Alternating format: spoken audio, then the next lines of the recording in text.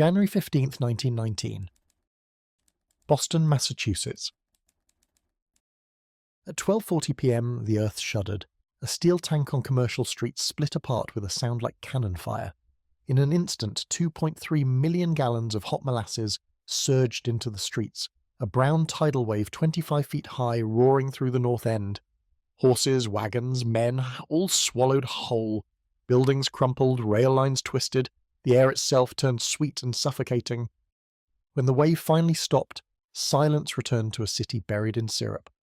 21 people were dead. How on earth could something like this happen?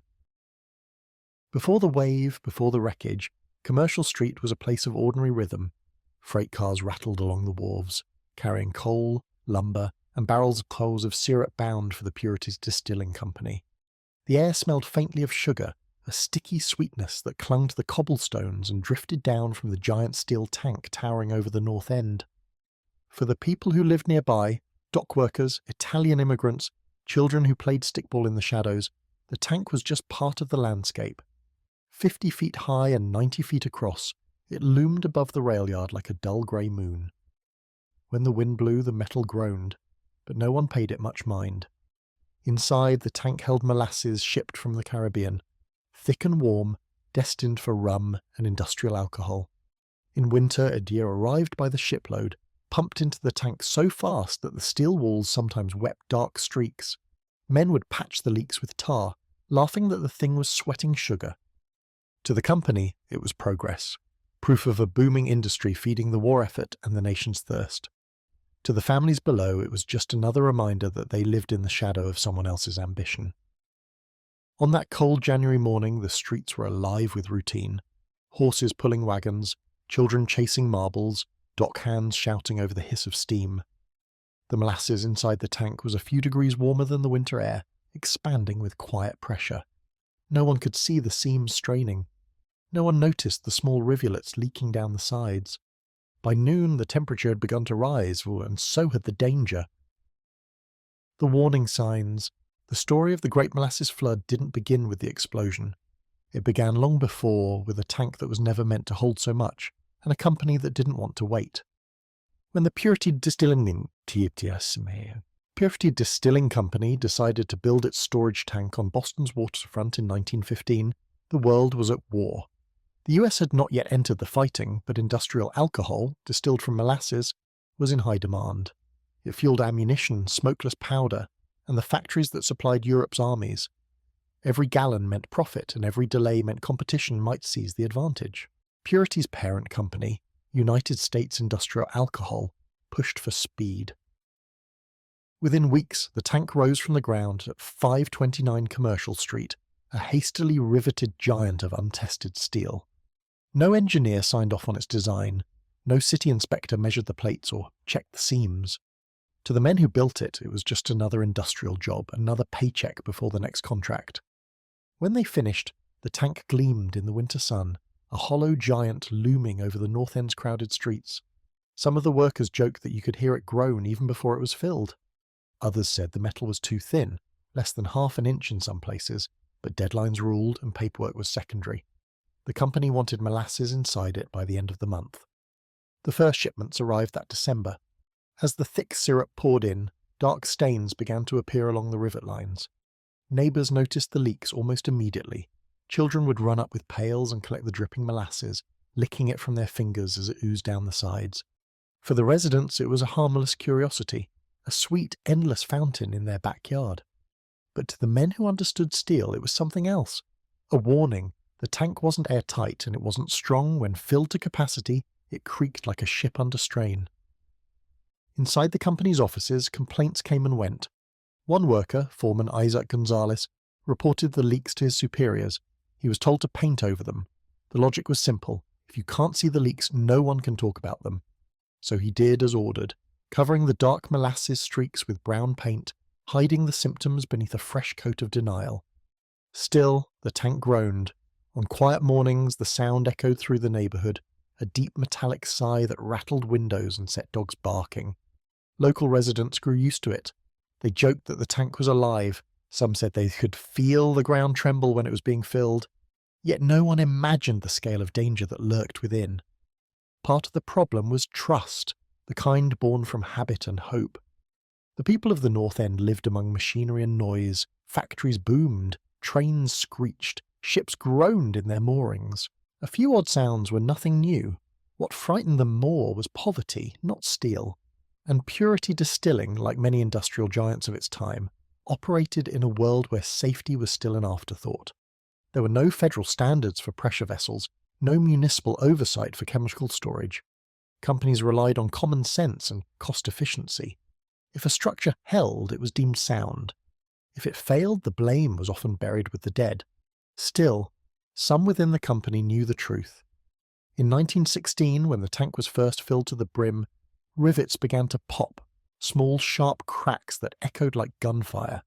Workers scrambled to repair the damage, but each fix was temporary. A few engineers from other firms, upon hearing of the leaks, warned that the design was fundamentally unsound. But their warnings never reached the top. There was money to be made, and soon, with war on the horizon, the demand for industrial alcohol surged again. The company's Boston tank became its beating heart, storing molasses bound for a distillery in Cambridge. The turnover was constant, tankers docking, hoses pumping, trains loading. With every shipment, the strain deepened. Then came Prohibition. In late 1918, Congress passed the 18th Amendment, banning the manufacture and sale of alcohol. For United States industrial alcohol, it was a looming crisis. Once the amendment took effect, the company's core product, a rum and ethanol being, would be heavily restricted. Executives knew time was running out. They needed to convert as much molasses as possible into industrial alcohol before the ban became law. That winter, the tank was filled higher than ever. More than 2 million gallons pressed against its steel walls, and the January air turned bitter cold.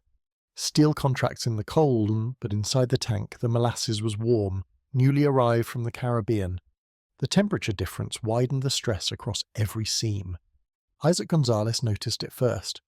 Each morning he would inspect the tank, noting the leaks, the groans, the subtle bulging near the base. He reported what he saw, but his warnings, like before, went unanswered. Managers assured him the tank had held for years, it would hold again. He wasn't the only one worried. A Boston engineer named Arthur Gell, the man technically responsible for the tank's design, had no formal training in structural engineering. His background was accounting, yet he insisted the structure was sound. He'd even allowed the tank to be filled before a pressure test could be performed, arguing there was no time to waste. Every shortcut, every act of confidence built toward a single inevitability. By early January 1919, small tremors had become part of daily life on Commercial Street. Residents heard them as dull thuds, the sound of the tank shifting under its own burden. A few joked that the monster was hungry, others just crossed themselves quietly when they passed. But for the company, the numbers mattered more than the noise. Each shipment meant profit, and each delay risked ruin. Even as workers complained that the seams were oozing again, more molasses was pumped in. The day before the explosion, a delivery arrived from Puerto Rico, thousands of gallons of fresh, warm syrup. The tank accepted it all, rising to the very top. No one took measurements, no one checked the pressure. The next morning, January 15th, dawned bright and cold. Ice rimmed the harbour, and the streets of the North End glistened with frost. Inside the tank, the new molasses began to cool and thicken. As it did, gas built up in the small pockets where hot syrup met cold steel. The pressure climbed silently. At 12:30 p.m, Gonzalez walked the yard. He felt the ground vibrating faintly, not enough to alarm him, but enough to notice. A few minutes later, office workers nearby heard sharp metallic clicks, rivets shearing off one by one. To anyone else, it sounded like a distant engine backfiring. By 12:39, the vibrations had become a steady hum. A team of workers unloading a freight car turned to see the tank bulge outward, a subtle ripple moving across its curved face. They froze for a heartbeat, unsure of what they were seeing, and then a sound like thunder. The warnings had been everywhere. They were written in the stains on the tank's skin, the sighs in the steel, the laughter of children collecting molasses from its leaks. They were spoken in Gonzalez's reports, in the quiet doubts of labourers, in the half-finished calculations never checked by an engineer. But in 1919 America, progress demanded faith. Faith in industry, in speed, in human ingenuity. Boston's North End believed that the men who built such things must know what they were doing. The company believed its product was too valuable to pause. When faith replaces caution, history writes its own verdict. The disaster unfolds. At 12:40 p.m, the tank burst. The sound tore across the harbour like a cannonade, a deep concussive roar that shattered windows and sent pigeons rocketing into the sky. In the split second that followed, the top of the tank lifted free and folded outward like a tin can under a giant's heel. Steel plates, some weighing several tons, ripped loose and spun through the air. Then the wave came. 2 million gallons of hot molasses surged outward with the force of an explosion, a thick brown wall racing faster than a man could run. Witnesses would later say it moved like a living thing, rolling, churning, devouring everything in its path. 25 feet high at its peak, it hit the narrow streets of Boston's North End with unstoppable momentum. A freight car loaded with stone was the first to vanish. The wave lifted it clean off the tracks and hurled it through the air like driftwood. Next went the firehouse, a solid 2-story brick building crushed in an instant as the syrup wrapped around it, then imploded it from within. Horses screamed as the molasses filled their lungs. Men on the street didn't even have time to shout. The wave struck with the pressure of hundreds of pounds per square inch. Wooden homes splintered, iron railings bent. Freight cars rolled end over end, carried by the flood like toys. The air itself became heavy, sweet, and suffocating, as the scent of sugar blanketed the neighbourhood. On Commercial Street, workers from the nearby railroad yard were thrown into the air. Some tried to grab onto fences or telegraph poles, but the force tore them loose. One man was found later atop a pile of debris nearly a block away, his clothes hardened into a sticky shell. Children playing by the wharf never had a chance. The waves swept them away silently, their laughter replaced by the dull roar of syrup tearing through wood and brick. Within seconds, the flood had reached the waterfront. The Boston and Worcester freight office collapsed, its timbers cracking like matchsticks. A team of mules pulling a wagon was swallowed whole. The driver, a veteran of the Great War, later said it was like being hit by a bomb. The steel fragments of the tank became shrapnel, slicing through air and flesh alike. A sheet of metal the size of a door flew nearly 200 feet and embedded itself in a warehouse wall. Windows shattered across the district, and the elevated railway trestle that ran along the street groaned as the wave struck its pillars. A trolley car was just passing overhead. Passengers screamed as the structure swayed beneath them, steel supports twisting under the impact. The motorman braked hard, believing an earthquake had struck. Below him, the street was gone, replaced by a churning sea of brown. For the people trapped at ground level, the nightmare was only beginning. The molasses, still warm from the Caribbean sun, cooled quickly in the January air. As it thickened, it turned from fluid to tar, trapping everything it touched. Those who survived the initial blast soon found themselves sinking, unable to move, unable to breathe. Men shouted for help, their voices muffled under the syrup. Some tried to crawl across the surface only to be pulled under again. The more they struggled, the deeper they sank. Horses thrashed wildly until the weight of the molasses stilled them.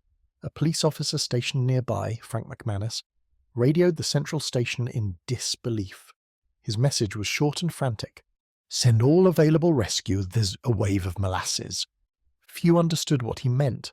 The first rescuers to arrive came on foot, drawn by the sound of collapsing buildings and the strange cloying smell in the air. They waded into a scene of devastation unlike anything Boston had ever witnessed. Whole sections of Commercial Street were gone. Freight cars lay overturned, timbers protruding from the sticky mass like broken bones. A horse cart lay on its side, the animal still attached, its legs pointing skyward beneath a crust of hardened syrup. Nearby, a small boy was found pinned against a lamppost, his body coated entirely in molasses. Rescuers had to chip him free with boards. At the firehouse of Engine 31, men had been eating lunch when the flood hit. The building collapsed almost instantly, trapping several firefighters in the basement. The surviving men upstairs scrambled to escape, but the stairs had been washed away. The Chief Lieutenant Frederick Murray managed to climb through a window just before the upper floor caved in. He turned to see the debris pile shift, a faint cry from below. His men were still alive, buried under 20 tons of syrup and brick. By 12:45, the entire North End was chaos. The molasses wave had flattened an area of 2 city blocks and continued seeping outward toward the harbour. It filled basements, cellars, and alleys, seeping into every crack. The sound had drawn crowds from the surrounding neighbourhoods, dock workers, factory hands, mothers clutching children, all staring at what looked like the aftermath of a chemical attack. They couldn't even walk across the ground. Every step pulled at their boots, holding fast like quicksand. Some fell, unable to rise again without help. Ambulances and wagons began to arrive, but they could not reach the worst areas. The molasses was waist-deep in places and thickening by the minute. Horses refused to move through it. Men grabbed ladders, doors, and anything that could float to reach survivors. A group of sailors from the USS Nantucket, moored nearby, rushed ashore with ropes and planks. They found the scene silent except for the crackle of breaking timbers and the faint cries of those still trapped. One sailor later wrote that the smell was overpowering, like burnt sugar and death. They tried to drag people free, but the syrup clung to clothing and skin like glue. Each rescue took minutes that felt like hours. The cold wind from the harbour turned the molasses to sludge, freezing it around the wounded. On the far side of the wreckage, a group of children from the neighbourhood school had been walking home. One girl, 10 years old, was found alive hours later. Floating unconscious on a piece of debris, her brother was never found. In the midst of it all, the elevated train trestle loomed precariously. Support columns bent inward, one rail hanging loose over the street. Had the trolley not stopped in time, dozens more might have died. By 1 p.m. the roar had faded into eerie stillness. The wave had spent its fury, leaving behind a landscape transformed, 250,000 gallons of molasses coating everything in sight. Boston had never seen destruction like it. Buildings stood at odd angles, pushed off their foundations. The ground itself rippled underfoot. What had once been a bustling industrial yard was now a brown wasteland, glistening in the weak winter sun. For hours no one knew how many had died. The survivors were dazed, covered in syrup, staggering toward the edges of the flood. A few tried to help others, pulling at arms and legs half buried in the goo. Some succeeded. Others could not tell whether the shapes they found were people or animals until they scraped the molasses away. By nightfall, the flood had claimed nearly everything in its path. The last cries faded into the cold. What remained was silence and the smell of sugar, heavy and sweet, hanging over the city like a ghost. When the roar faded, Boston's north end fell into a strange, sticky silence. Only the faint hiss of steam and the creak of settling wreckage broke the stillness. The sweet, heavy scent of molasses blanketed the waterfront, clinging to brick walls, to shattered beams, to the bodies of the living and the dead. From the harbour came a single ship's horn, sounding again and again, a signal of distress that no one knew how to answer. The first organised rescuers arrived minutes later. Policemen from nearby Station 1, sailors from the USS Nantucket, and doctors from the city hospital. They found a neighbourhood unrecognisable. Freight cars lay twisted on their sides. Telephone poles leaned at impossible angles. The air was thick enough to taste. The policemen tried to run, but each step was a battle. The molasses reached their knees, thick as wet cement, pulling at their boots with a sucking sound. Every motion demanded effort. Every breath burned sweet. One officer compared it to walking through hot tar. A voice cried out nearby, faint, muffled. The men followed it, slogging toward a collapsed stable. Beneath the wreckage they found a horse, thrashing weakly, its nostrils caked shut. They tried to free it, but the animal was too deep in the syrup. When they pulled, only its harness came away. Everywhere they turned, there were cries, a chorus of trapped voices fading one by one. They began to dig with their bare hands, scraping through syrup and splinters. A group of sailors tied ropes around their waists, anchoring themselves to the railway trestle, afraid the sticky current might pull them down. They pulled survivors free, men, women and children coated head to toe in molasses, coughing and gasping, eyes wide with shock. A woman named Maria D'Stasio was found near her doorway, her dress hardened into a crust. She had tried to shield her son. The rescuers lifted the child from her arms. He was gone. Maria lived, but she would never again walk without a limp. As daylight faded, hundreds of volunteers poured into the North End. Firefighters, soldiers from Fort Banks, even local factory workers arrived with shovels and ropes. The army brought searchlights and portable pumps, their beams cutting through the winter twilight like pale swords. the glow reflected off the syrup, turning the entire district a deep glimmering amber. By 5 p.m, the flood had cooled into a thick, treacherous crust. Beneath it, the molasses remained warm, a slow, viscous sea that trapped everything it touched. Rescue teams had to crawl on planks to avoid sinking. Horses and wagons lay half submerged, their outlines barely visible beneath the sheen. Somewhere under the collapsed firehouse, the men of Engine 31 were still alive. From a hole in the brickwork came faint pounding. The rescuers shouted back and began to dig. They worked in pairs, taking turns when the fumes made them dizzy. The molasses sucked at their tools and stiffened around their arms. Every shovel of debris grew heavier as the syrup hardened in the cold. After hours of digging, they reached the basement, a dark cavity filled with debris and sticky water. Lieutenant Murray called out, and a voice answered. They found 2 men clinging to a beam, barely conscious, their faces grey with exhaustion. One more lay nearby, his hand frozen around a broken ladder rung. He had drowned within reach of the surface. The survivors were carried out on stretchers, their bodies steaming in the cold. The rescuers wept as they wiped the syrup from their faces. By midnight, the scene looked like something from a battlefield.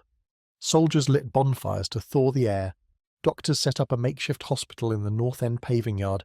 Tables were lined with oilcloth, instruments soaked in alcohol, the smell of sugar mingling with antiseptic. Nurses cut away clothing stiff as armour. Every patient told the same story: the sound, the shock, the suffocating wave. One man described being lifted from the ground and hurled through a window, his body wrapped in syrup like a cocoon. Another said he had seen horses running with fire behind them, the reflection of sunlight on the wave's surface. Outside, men with axes hacked through doors and fences, searching for anyone who might still be alive. They worked until their arms failed, until their clothes froze solid. At dawn on January 16th, the city awoke to the scale of what had happened. From the air, a view captured later by the newspaper photographers, the devastation stretched for blocks. Buildings sat at crooked angles, the elevated railway sagged dangerously. Streets once grey with cobblestones were now glazed in brown. Reporters arrived by the dozens. They wrote of a flood of molasses that moved like lava. Crowds gathered along the edges, staring in disbelief. Some dipped sticks into the syrup as souvenirs. Others crossed themselves quietly and walked away. The dead were still being pulled from the wreckage. Bodies were hard to recognize, darkened and stiffened by the molasses. It took days to account for everyone. 21 people were killed, from dock workers to children, and more than 150 injured. Several horses, dogs and cats were found where the wave had caught them mid-stride. The clean-up was almost as brutal as the disaster itself. The city brought in hundreds of men with brooms, mops and shovels. Fire hoses were connected to hydrants, blasting water across the streets for hours at a time. The runoff flowed into the harbour, staining it brown. For weeks afterward, Boston Harbour shimmered like coffee under the winter sun. Workers said the molasses clung to everything: boots, uniforms, hair. The more they tried to wash it away, the stickier it became. Crews would finish a shift and still find their clothes stiff the next morning. Horses slipped and fell on the slick pavement. Men cursed as they hauled barrels of hardened syrup to waiting carts. Even the city's rats, drawn by the sweetness, became a problem. Thousands swarmed the waterfront at night, gorging themselves until they drowned in the sludge. Each morning their bodies were swept up with the debris. Within days, the newspapers had given the tragedy a name: the Boston Molasses Disaster. Others called it the Great Molasses Flood. The headlines bordered on disbelief. How could something so absurd cause so much death? But for those who lived through it, the absurdity made it worse. Funerals began almost immediately. The Church of the Sacred Heart overflowed with mourners, families of Italian immigrants, longshoremen and firefighters. Coffins were lined in rows, each one smaller than the last. Priests spoke of God's mercy, but outside the smell of molasses still hung in the air. In the days that followed, investigators descended on the scene. Engineers from the city, the state, and even the Navy examined the remains of the tank. They found steel plates peeled back like petals and rivets scattered like seeds. One expert described it simply: she failed from within. The company, United States Industrial Alcohol, moved quickly to control the story. Their lawyers claimed sabotage, an explosion planted by anarchists. It was a convenient theory in a city still on edge from labour unrest and wartime paranoia. But few believed it. The evidence pointed to something simpler and more damning: negligence. In the weeks before the disaster, residents had heard the tank groaning. Leaks had been painted over, not repaired. No permit had ever been issued for the structure, no test performed to verify its strength. The company had saved money, and lives had paid the price. By February, clean-up crews were still scraping syrup from the cracks in the street. In warm sunlight, it liquefied again, oozing from under doors and between bricks. Even months later, when rain fell on the north end, the scent of sugar rose from the pavement. Children called it the sweet rain. Adults couldn't bear the smell. The molasses had seeped into everything: basements, walls, even the soil beneath the streets. When summer came, it fermented in the heat, filling the air with a sour tang. Rats returned, and the city was forced to dig up entire sections of road to cleanse the ground. The memory lingered longer than the syrup. In offices across Boston, conversations turned from pity to anger. The newspapers began publishing testimony from survivors, engineers, and city officials. Each account added to a growing realization that the disaster had been avoidable. It wasn't fate or sabotage, it was greed and haste. Meanwhile, life tried to return. The railway trestle was repaired, ships docked again, and factories resumed work. But the neighbourhood's rhythm had changed. People spoke in quieter tones, eyes drawn instinctively toward the empty space where the tank had stood. At night, when the wind blew from the harbour, the smell of molasses returned. Faint, almost sweet. Some said it was a curse. Others said it was simply the earth remembering. The last body wasn't found until 4 months later. It was dragged from the harbour, preserved by the syrup, and carried through the streets in silence. By then the lawsuits had begun. Over 100 families filed claims against United States Industrial Alcohol, alleging wrongful death and negligence. The case would become one of the longest civil trials in Massachusetts history, lasting nearly 6 years. But for the survivors, for the families who still scraped hardened syrup from their walls, no verdict could change what had happened that cold January afternoon. Boston had witnessed many disasters before: fires, shipwrecks, epidemics, but nothing so strange, so grotesque, so senseless. When the reporters left and the work crews moved on, the North End remained haunted. The stains faded, but the memory did not. People said that on hot summer days, when the air was still, you could still smell the molasses. Even now, a century later, they say the scent lingers faintly near Commercial Street, the sweetness of a tragedy that should never have happened. The rescue and aftermath. For days after the flood, Boston's North End resembled a battlefield. Every surface glistened with sugar, every sound echoed with labour: the scrape of shovels, the bark of orders, the endless hiss of water hoses trying to wash a neighbourhood clean. At first, rescuers worked by instinct, not plan. There were no maps of where people might be trapped, no blueprints of the wreckage. They moved by sound, by faint knocks, by muffled cries beneath the hardened crust. When the voices stopped, they marked the spot with flags and kept digging. The first night had been a chaos of mercy and exhaustion. Now, under the grey light of the following morning, the work grew methodical, grim. Firefighters from every station in Boston joined the effort. Police lined the streets to keep back the crowds, though the curious still came, hundreds of Bostonians trudging to the harbour to see the flood of molasses they had read about in the papers. The city had never witnessed anything so grotesque and yet so mesmerising. Men tied rags over their faces against the stench, a strange, cloying sweetness mixed with the smell of decay. In the weak sunlight, the molasses shimmered like amber glass. Beneath it, they knew, lay bodies. The US Army established a command post in a nearby warehouse. Captain Edward J. McCarthy, a veteran of the Great War, coordinated rescue and clean-up efforts with military precision. He requisitioned pumps, hoses, and steam engines. Engineers constructed makeshift scaffolding to reach the upper floors of damaged buildings. The soldiers moved through the ruins with pickaxes and crowbars, sometimes crawling through openings only wide enough for a single man. Every hour brought discoveries. A cart driver found near the pier, his arms still locked around the reins of his drowned horse. 2 dock workers unearthed beneath a collapsed shed, fused together by hardened syrup. The body of an 11-year-old boy recovered from a cellar, his shoes still polished for school. At noon, the fireboats from the harbour joined in, blasting high-pressure streams into the wreckage to soften the molasses. The jet sent plumes of sticky spray high into the air, coating nearby buildings anew, but it was the only way to reach the trapped. The water mixed with the syrup and pulled into brown lakes that steamed in the cold. Doctors stood by with stretchers and blankets, their gloves coated with sugar. They worked silently, their expressions fixed. Many of them had served in France only months before. They said the scene looked the same. Men dug from mud, faces half buried, limbs twisted by unseen forces. The work went on without pause. As night fell again, electric lamps from the army's trucks lit the district in a ghostly glow. The syrup reflected the light like oil.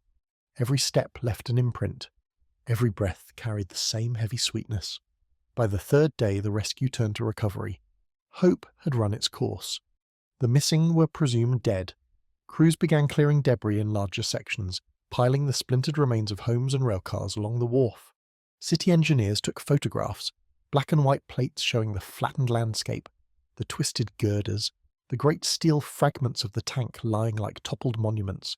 Those images would soon circle the world. At City Hall, Mayor Andrew Peters held emergency meetings. The Purity Distilling Company sent representatives, their suits immaculate, their boots spotless. They promised to pay for the clean-up and expressed regret for the unfortunate accident. But in private they still spoke of sabotage. Few on the ground believed them. The rescue had shown too much. The paint smeared over old leaks, the paper-thin scarce-as-a-thin steel. The absence of inspection records. Men who had worked near the tank came forward to testify, Foreman Isaac Gonzalez among them. His voice trembled as he told officials, "I warned them it was unsafe. I told them it groaned every time we filled it." Reporters recorded every word. The public mood shifted from pity to anger. Still, the cleanup had to continue. The city hired dozens of labourers, Irish, Italian and Portuguese immigrants, to scrape the streets with shovels. Horses dragged sledges piled with debris to the docks, where barges carried it out to sea. Each load dripped syrup the whole way. By the end of January, nearly 100 men worked daily along Commercial Street. They sang old work songs to keep time into sea shanties and labour chants, their voices echoing over the sticky ground. At noon they gathered for lunch, sitting on overturned barrels, hands too sticky to open bread. Steam from the soup kitchens mingled with the smell of molasses, creating a strange, sweet fog that rolled over the harbour. Children from nearby neighbourhoods watched from behind ropes, some carrying tin cups to collect bits of hardened syrup for candy. The adults scolded them, but many couldn't help smiling faintly. Life somehow was still finding its rhythm. Inside the makeshift morgue, the bodies were laid out in neat rows. Identification was slow. Many victims had no surviving family in the city. Priests from Sacred Heart Church moved between the tables, whispering prayers in Italian, English and Latin. Reporters kept their distance. The photographs were never printed. Funerals stretched through the winter. 21 coffins passed through the narrow doors of the church, each one escorted by a small parade of neighbours walking in silence. Outside, sleet fell softly, mixing with the sugar that still coated the steps. By February, the smell began to sour. The mixture of molasses, seawater and refuse had fermented in the cold, releasing a sickly odour that carried for miles. Residents kept their windows closed even on mild days. Laundry left to dry came back tacky. Children complained that their shoes stuck to the sidewalks. The molasses crept into places no one expected. Basements filled with brown water each time the tide rose. Rats thrived. The newspapers reported a plague evolved rodents overrunning the waterfront. Men were hired just to set traps and burn the bodies. For the families of the dead, grief mixed with disbelief. The absurdity of it, to die not by fire or war or storm, but by syrup, made mourning heavier. One mother told a reporter, "I cannot even tell my children what took him." They would not believe me. And yet, amidst the ruin, acts of quiet heroism endured. Firefighter George Leahy of Engine 31 refused to leave the site even after his shift ended. For days he searched for his missing comrades, sleeping in the station's wrecked basement between shifts.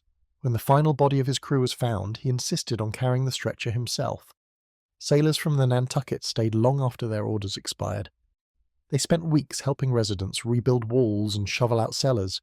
One of them, Seaman John Callahan, wrote in his journal, "We came here to fight the sea. Instead, we fought sugar. It clung to everything. to our boots, our hands, our thoughts.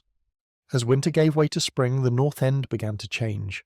The ruins were cleared, the ground repaved, yet traces remained.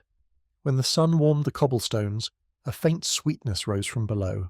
People said it was as if the earth itself exhaled the memory. In April, the city convened a grand jury to determine fault. Engineers presented their findings. The tank had been too thin, the steel brittle, the rivets inadequate. Temperature changes between the warm syrup and the cold air had expanded the contents until the seams gave way. It was a failure of science, of oversight, and of conscience. The company denied everything. Their lawyers argued that anarchists, perhaps Italian immigrants angered by war profiteering, had planted explosives. It was a claim designed to deflect blame onto the very community that had suffered most. But the evidence said otherwise. The tank had ruptured outward, not inward. No traces of powder were found. And the neighbourhood, poor though it was, had shown nothing but pride in its work. Forensic metallurgy was still a new science, yet even early tests revealed the truth. The steel contained too little manganese, making it brittle in cold weather. The tank had been doomed from the moment it was built. The revelation struck Boston like another wave. In taverns and tenement kitchens, people spoke bitterly of the arrogance of distant men in suits. Editorials demanded accountability. "If molasses can flow like blood in our streets," one paper wrote, "then industry itself must answer." The trial that followed would last 6 years, producing over 20,000 pages of testimony, the longest civil case Massachusetts had ever seen. Witness after witness recounted the warnings ignored, the leaks painted over, the groans dismissed as harmless. In 1925, the court delivered its verdict.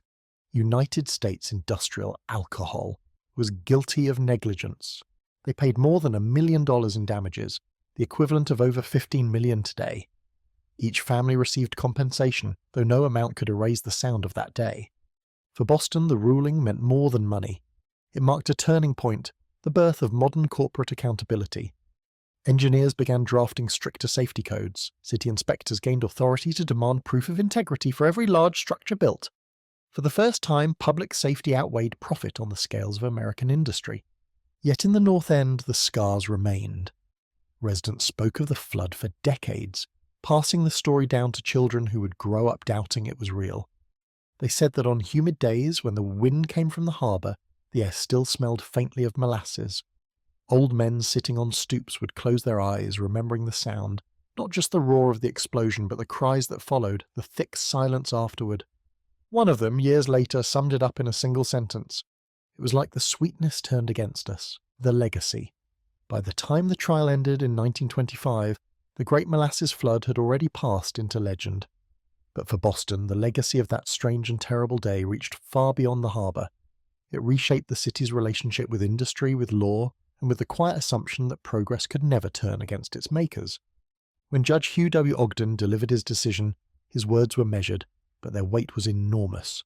United States Industrial Alcohol, he ruled, had shown reckless disregard for public safety.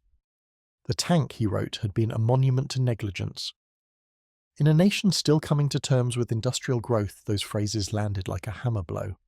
For decades, factories and refineries had operated with minimal oversight. They built fast, cheap, and confident, trusting in luck more than in standards. The molasses tank at 529 Commercial Street had been just one of thousands of uninspected structures across the country, but its failure was too public, too bizarre, too deadly to ignore. In the months following the verdict, city governments everywhere began drafting new regulations. In Boston, the building department introduced mandatory stress tests for all large storage tanks. Engineers were now required to certify designs with signatures, a simple act that would become standard practice nationwide. Professional engineering itself changed because of it. Before 1919, anyone could call himself an engineer. After the flood, licensure became law in Massachusetts. Structural calculations were no longer left to accountants and guesswork. Steel composition, rivet quality, and pressure tolerances were to be documented, tested, and verified. Across the United States, the tragedy in Boston appeared in engineering textbooks as a case study in material failure. Metallurgists pointed to the brittle steel, lacking enough manganese to flex in the cold, as evidence that modern industry needed science, not shortcuts. It was a humbling lesson, learned at a terrible price. but the legacy reached beyond steel and law. It also touched something deeper, the public conscience. For the working people of Boston's North End, the flood revealed how invisible their lives were to those who profited above them. The tank had loomed over their homes for 4 years, leaking and groaning, yet no one in power had listened. When it burst, it didn't just drown a neighbourhood. It exposed the distance between ordinary citizens and the corporations shaping their world. In the early 20th century, that gap was vast. Labour unions were rising, wages were low, and immigrant communities often bore the brunt of industrial risks. The Great Molasses Flood joined a growing list of tragedies that would fuel reform, alongside the Triangle Shirtwaist Fire in New York and the Cherry Mine disaster in Illinois. Newspapers that had once mocked the idea of industrial regulation began publishing editorials demanding it. "If sweet syrup can slay the innocent," one columnist wrote, "then who among us is safe from negligence?" In its own strange way, the disaster became a symbol of accountability, proof that even the absurd could be deadly if left unchecked. For years afterward, companies feared being compared to the molasses tank. The phrase entered legal circles as shorthand for gross negligence. In classrooms, professors used it to teach future engineers that every bolt, every rivet, every calculation mattered. The North End itself changed slowly. The ruins were cleared, and in 1928 the city built a new park where the tank once stood. Grass replaced the scorched earth, and a small plaque eventually marked the site. Children played where their grandparents had once fled for their lives, yet memory clung to the air. In summer, when the sun baked the ground, old residents swore they could still smell the sugar rising from the soil. For decades, sailors docking in Boston Harbor told newcomers the same story, that on warm days the wind carried a faint scent of molasses, as if the past refused to wash away. In the 1940s, urban renewal began reshaping the waterfront. The elevated railway was dismantled, new warehouses rose, and the memory of the flood started to fade. But historians never forgot. The photographs, on black and white, stark and strange, circulated in archives and museums. They showed the unthinkable, a city street buried in syrup, horses frozen mid-stride, policemen knee-deep in a glistening sea. Students looking at those images often laughed first, then they read the captions. The laughter always stopped. By the 1950s, engineers began citing the disaster as one of the earliest examples of forensic engineering, the science of understanding why structures fail. The lessons learned from Boston informed bridge design, dam construction, and the emerging field of materials testing. In a quiet, indirect way, lives saved in later decades owed something to those lost in 1919. The compensation awarded, nearly $1 million, also set a precedent. For the first time, a corporation was held financially responsible for large-scale industrial negligence in the United States. That ruling would echo through later cases: mining explosions, chemical leaks, factory fires. The law now had language for accountability, language born from syrup and sorrow. Yet the personal legacies were harder to quantify. Families displaced by the floods scattered across the city. Some never returned to the North End, others rebuilt on the same narrow streets, their new homes standing on foundations poured over the old molasses, soaked soil. One of those who stayed was firefighter George Lay. Every year on the January 15th he walked to the harbour before dawn and stood where Engine 31 had fallen. He never spoke during those visits. Neighbours would see him there, cap in hand, gazing towards the water as the first light touched the wharves. When he died in 1943, his son scattered his ashes at that same spot. For the children who had survived, the memory lingered as both nightmare and myth.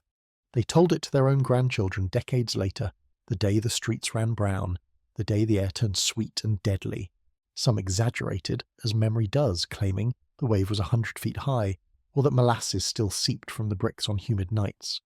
But beneath the embellishment lay truth, the terror of ordinary life overturned in an instant. Boston carried that story quietly, almost reluctantly. Unlike the great fires or shipwrecks, the Molasses Flood seemed too strange for solemnity. It lacked the heroic tragedy of war or the moral clarity of protest. It was a farce made fatal, a reminder that the line between comedy and catastrophe can be measured in inches of steel. Still, the lessons endured. By mid-century, the phrase "Remember the Molasses Flood" had become an informal motto among safety inspectors and engineers, It meant test everything, trust nothing unverified. The disaster also entered American folklore. Poets wrote of it, songwriters mocked it, humorists retold it with disbelief. But each retelling, however light-hearted, carried an undertone of unease, because behind the absurd image, a city drowned in syrup, was a truth too human to laugh away, that negligence is indifferent and suffering universal. In 2019, on the centennial of the flood, Bostonians gathered again at the site.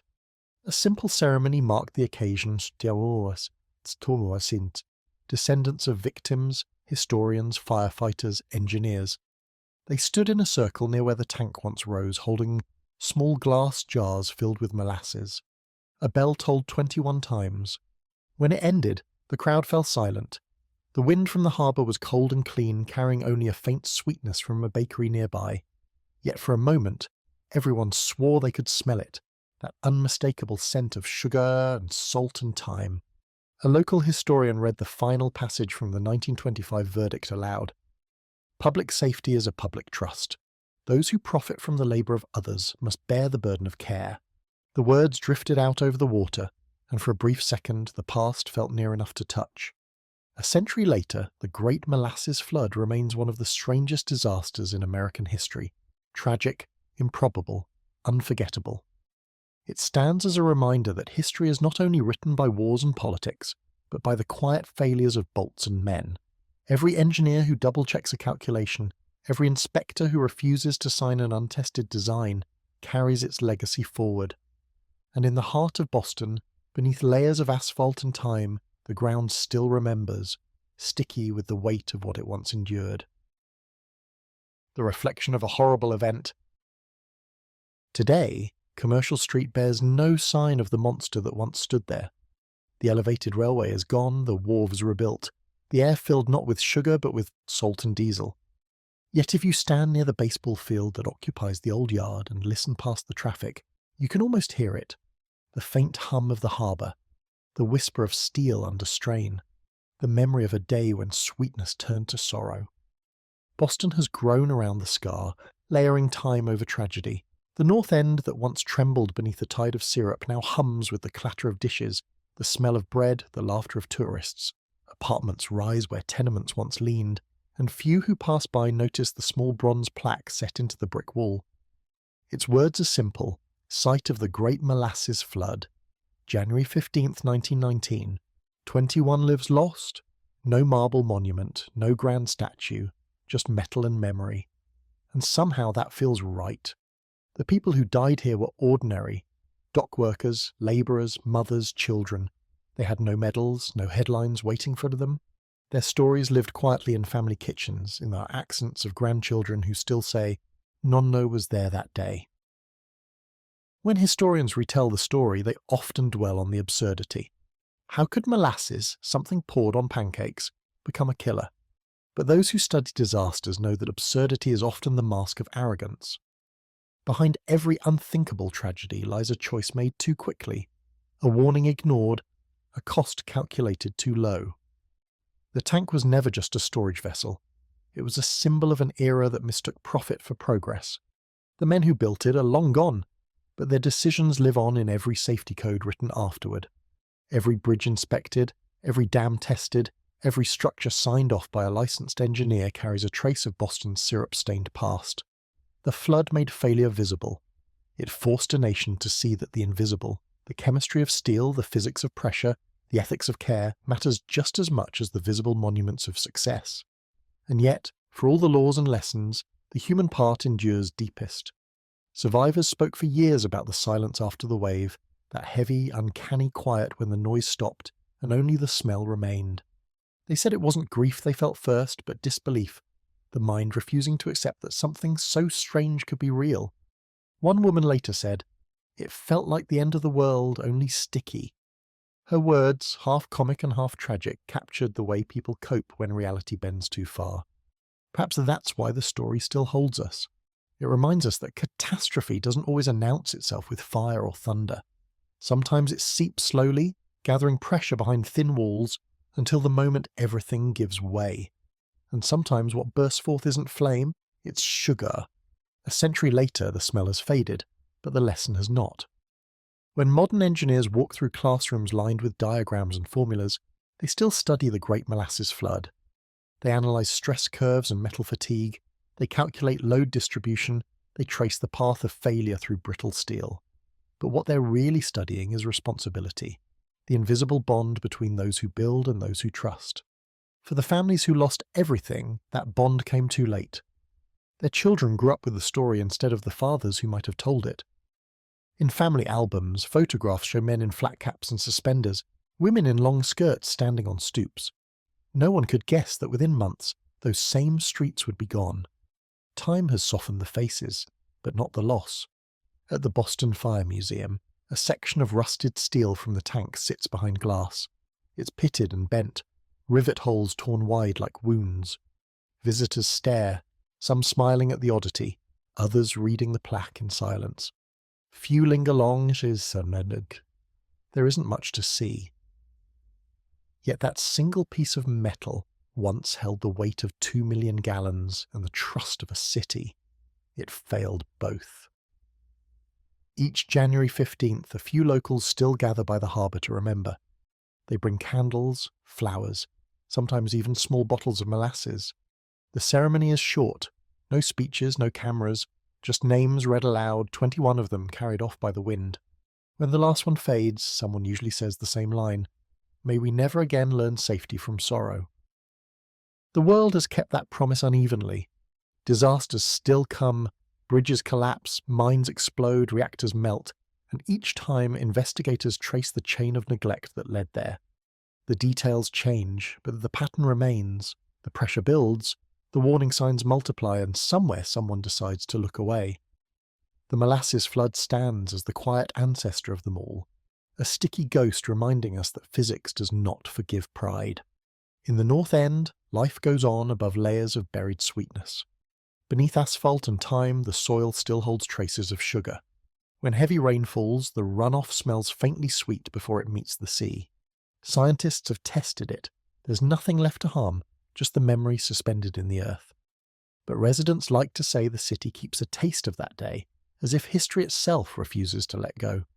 It's easy to see the story as quaint now, a curiosity from another age. But to walk those streets with the past in mind is to feel something larger, a reverence for the fragility of what we build. The same hands that raise towers and bridges can, through haste or hubris, sow the seeds of ruin. Progress is not merely invention, it is vigilance. If you visit the site at dusk, when the harbour light turns gold and the air cools, you can almost imagine the shapes of that vanished world. The gas lamps, the cobbled street, the giant tank rising above the rooftops. You can hear the distant groan of steel, the whistle of a train, the shouts of dock workers ending their shift. Then for an instant, you can feel the weight of stillness before the sound. That moment when everything seemed normal, seconds before the walls gave way. That is the power of remembering. Not to relive the horror, but to keep watch against its return. History often writes itself in blood or fire. Here it wrote in syrup. And yet the lesson is the same, that civilization depends on conscience as much as on craft. Every rivy, every regulation, every cautious pause before a decision carries the echo of those 21 lives. They are part of the blueprint now. More than a century later, when the wind drifts in from the Atlantic and the evening light glints off the water, it's said the air in the North End turns just a little sweeter. Most people don't notice, but if you stop for a moment, if you breathe deeply and listen, you can almost sense it. The whisper of a wave that once rolled through these streets, the sweetness that turned to sorrow, the silence that followed. When the molasses finally stilled and the shovels fell silent, Boston learned what every city must someday learn. That progress, untested, can drown its own promise. That safety is written not in steel, but in responsibility. And that even the smallest negligence can become a tide no one can outrun. When the sweetness fades, the lesson remains. And in the quiet heart of the city, where the sea meets the stone, the ground still remembers.